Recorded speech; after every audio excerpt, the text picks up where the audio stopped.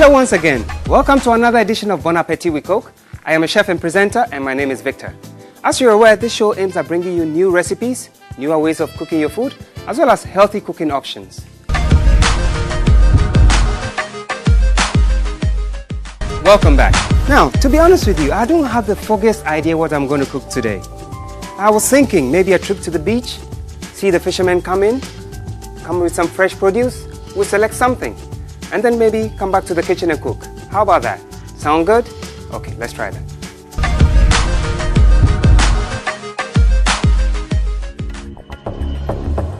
I've made my way to the Jamestown beach. I want you to come with me. Let's see what the catch of the day is. I'm sure we can find some brilliant seafood for our dish. Let's walk.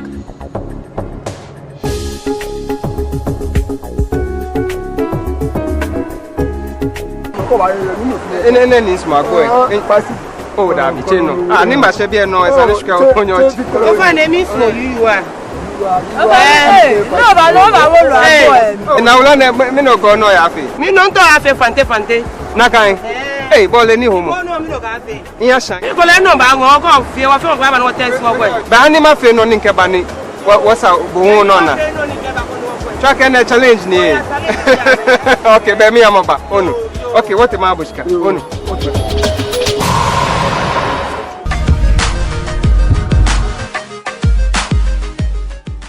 Welcome back. So you see, they're ganging up against me out there. Am I good enough to win? Who knows? Well, we shall see, huh?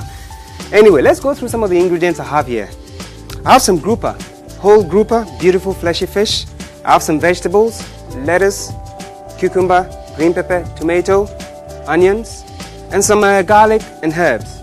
With the herbs, I've got coriander and parsley. I'm thinking I'll make a mixed salad with the vegetables I have here, and then I'm going to cook the fish simple. So what I'm going to do, I'm going to make a stuffing with the breadcrumbs that I have here, with some of the garlic and herbs. I'm going to stuff it, drizzle some olive oil and my seasoning, salt and pepper, and into the oven. It's going to come out beautiful. In the meantime, some sparkling moments from Coke.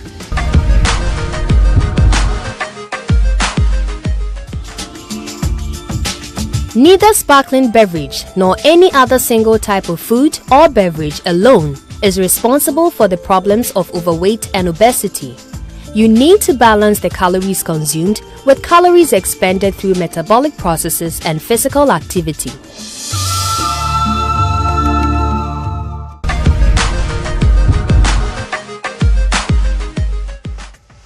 Today's ingredients are grouper fish, lettuce, cucumber, green pepper, tomato, spring onion and red onion, garlic, coriander and parsley, breadcrumbs, salt, pepper, ginger.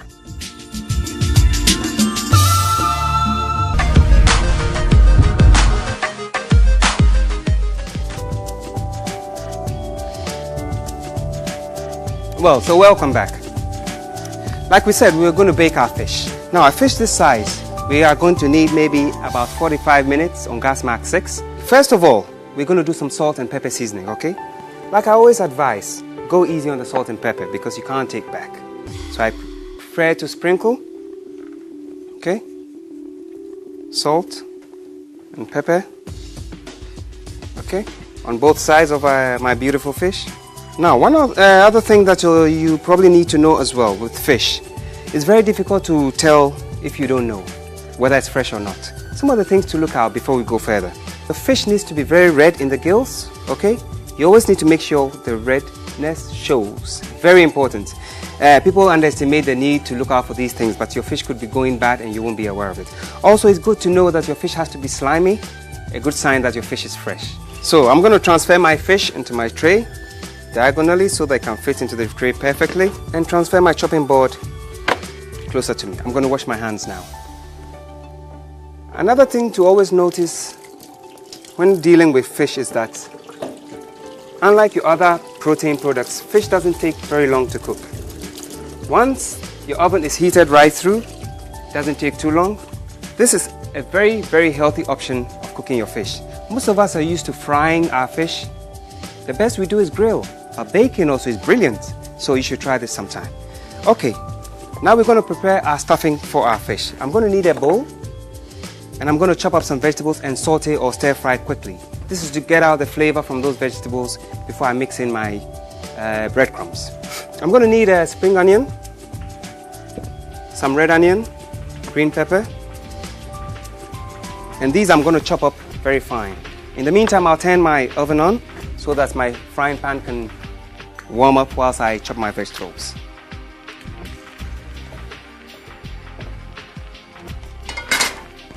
Now, you're going to need for this size fish and what we're doing about half an onion.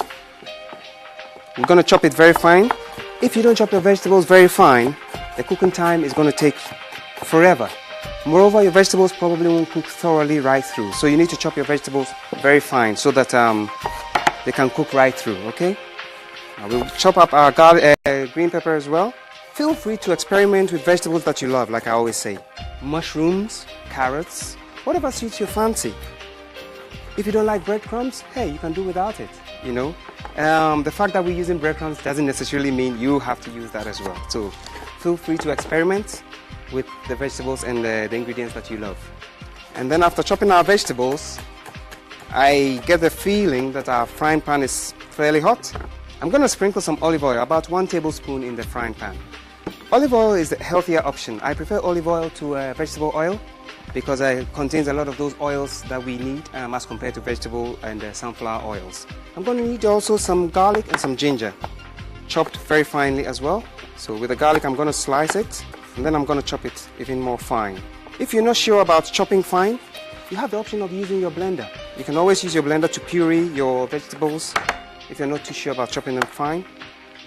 I'm going to chop up the garlic very fine as well, like I did with everything else on my chopping board there.